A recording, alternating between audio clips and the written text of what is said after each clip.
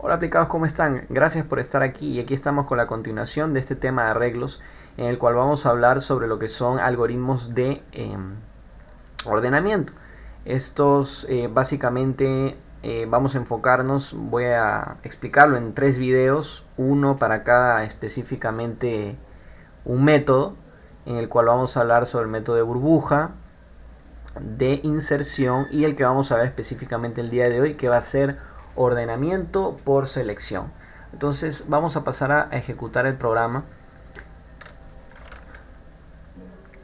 Y bien, básicamente antes de comenzar es importante tener en cuenta que cuando vamos a empezar a trabajar con este tipo de, o elaborar este tipo de métodos para, en este caso, ordenar, es muy importante saber que primero necesito tener primero que nada definido el tamaño de mi vector. Luego de eso debo de tener dentro de él el contenido de lo que quiero ordenar, porque obviamente no podría aplicar ninguno de estos métodos si es que yo ya no tengo un contenido previo dentro de mi vector. Entonces yo voy a ingresar la cantidad de 4 números y voy a ingresarlos de cualquier longitud o de cualquier cantidad para poder visualizar el orden. Entonces, antes, como podemos ver, nos muestra un mensaje antes es de aplicar el algoritmo, la posición en que están almacenados, o sea, la posición original como yo los estoy, a medida que los estoy digitando. Luego de eso, una vez que aplico el algoritmo, me muestra de una forma ascendente ordenado el vector, mostrándonos el resultado que podemos visualizarlo. Entonces, bien, básicamente este método de lo que es ordenar por selección funciona de la siguiente manera. Pongamos el caso de que yo tengo un vector con específicamente 6 elementos. Ese es el tamaño el cual yo le puedo dar. Como sabemos, es un valor constante el que hay que darle. Eso depende de la cantidad de datos que queremos ingresar dentro de él. Entonces, si yo tengo una cantidad de 6 elementos, básicamente, como podemos visualizar, tengo en cada posición tengo un número diferente. Entonces el método de selección lo que hace es, a partir del primer número, va a compararlo con el siguiente. Entonces, poniéndonos en lo que es la primera columna, visualizamos que el primer cambio que hago es, comparo el siguiente número comenzando desde el primero. Entonces, pregunto, 8 es menor que 5. No, entonces obviamente va a ir aumentando hasta que encuentre un número menor a él.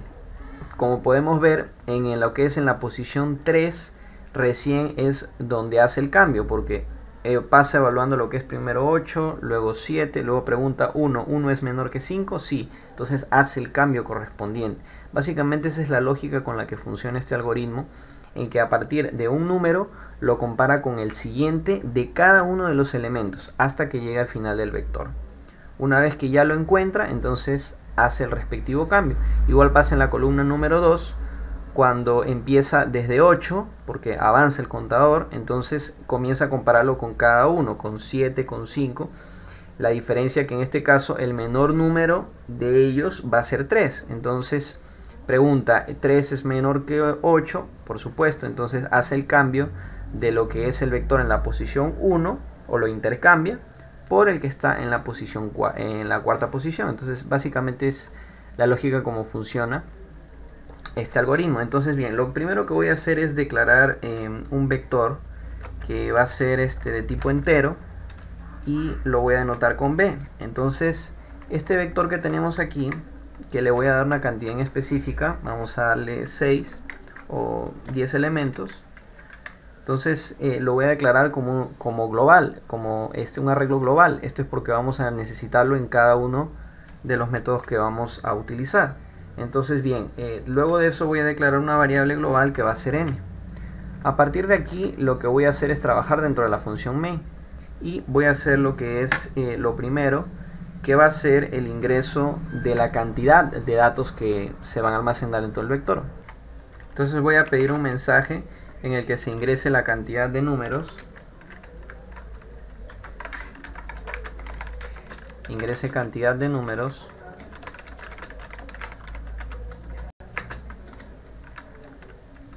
Luego de eso simplemente paso a leer mi variable,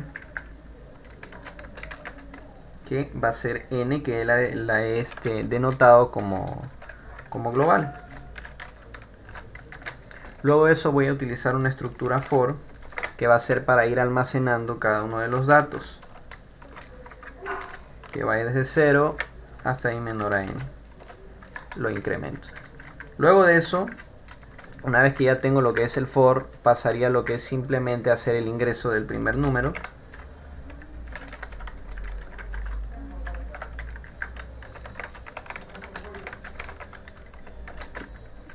Luego de eso pasaría a leer mi vector, que lo he denotado con b,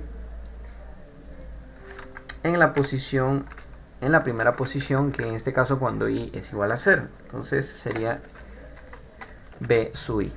Entonces, una vez que ya tengo elaborado el ingreso de lo que es el número, el primer número, entonces paso a mostrar otro mensaje en el que me diga, antes de ordenar,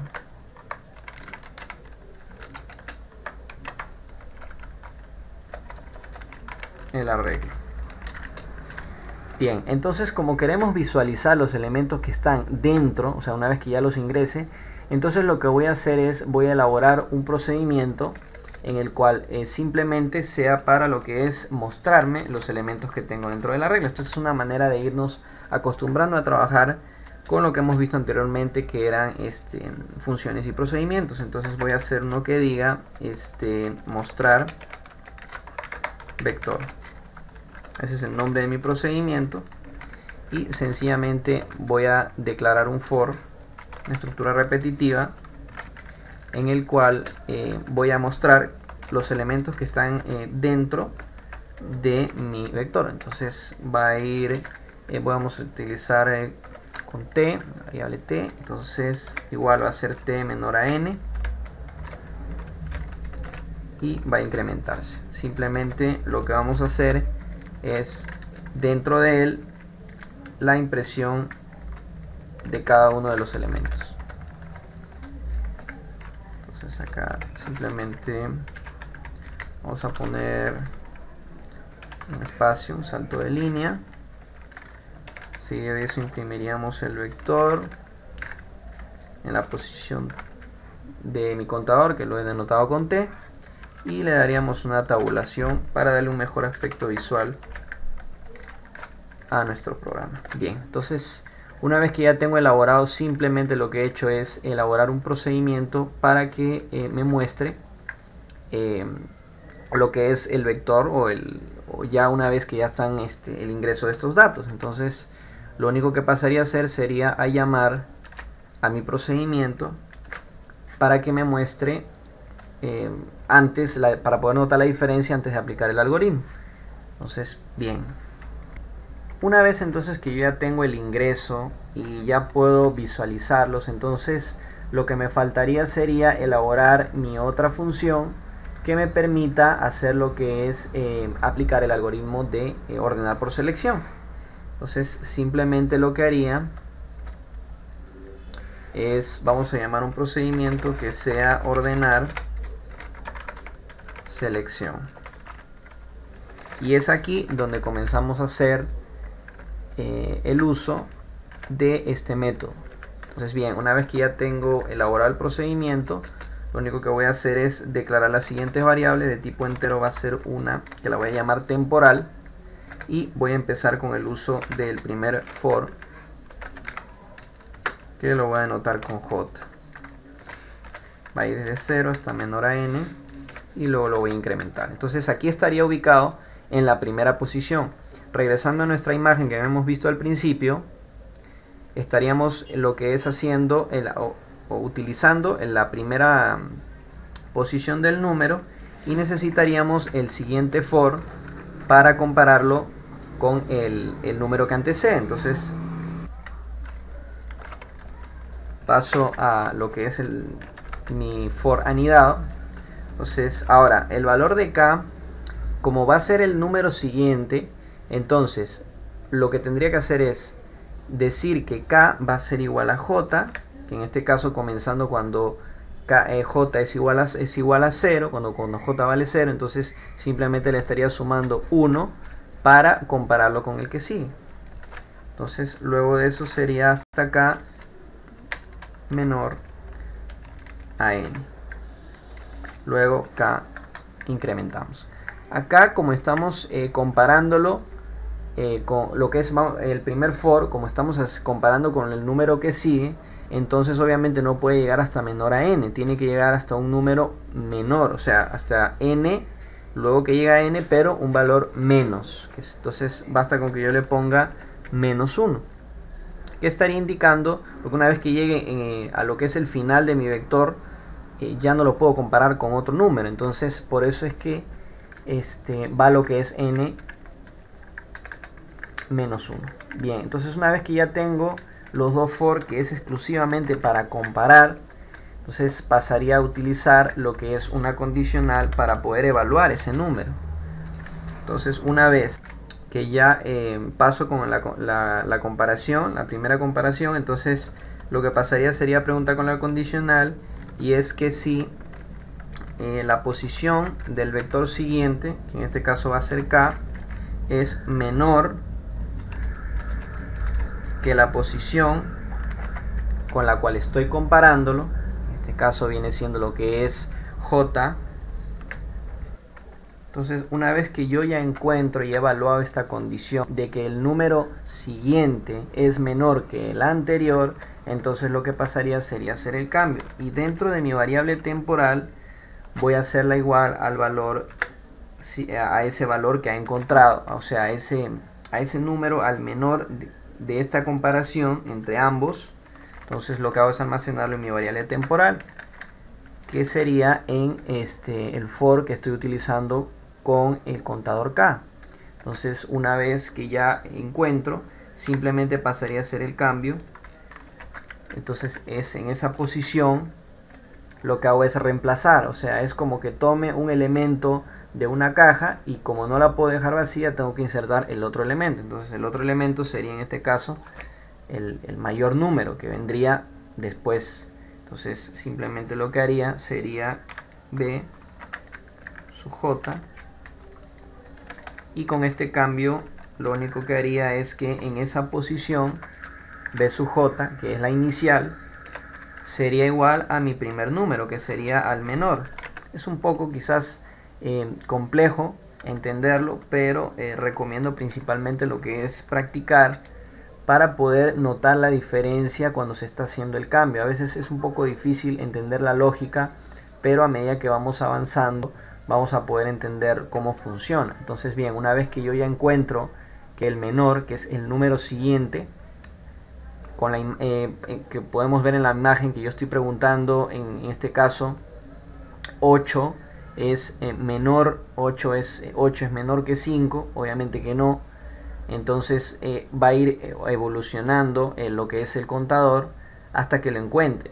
Como podemos ver en la columna 1, en la posición 3, que es donde está 1, pregunto 1 es menor que 5, entonces por supuesto hace el cambio, y es donde utilizo estas variables, que es la temporal, para almacenar el valor encontrado, pues en este caso el menor, y hago el respectivo cambio. Entonces una vez que ya tengo elaborado el método, simplemente lo que haría sería lo que es el llamado. Entonces con este nombre lo he denotado a mi procedimiento de ordenar.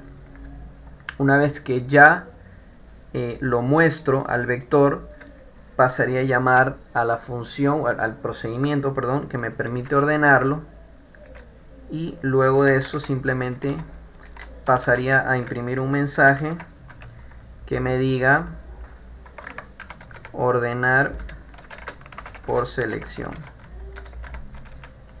Mejor pondríamos ordenado por selección. Bien, entonces una vez que ya tengo esto, vamos a darle un salto de línea,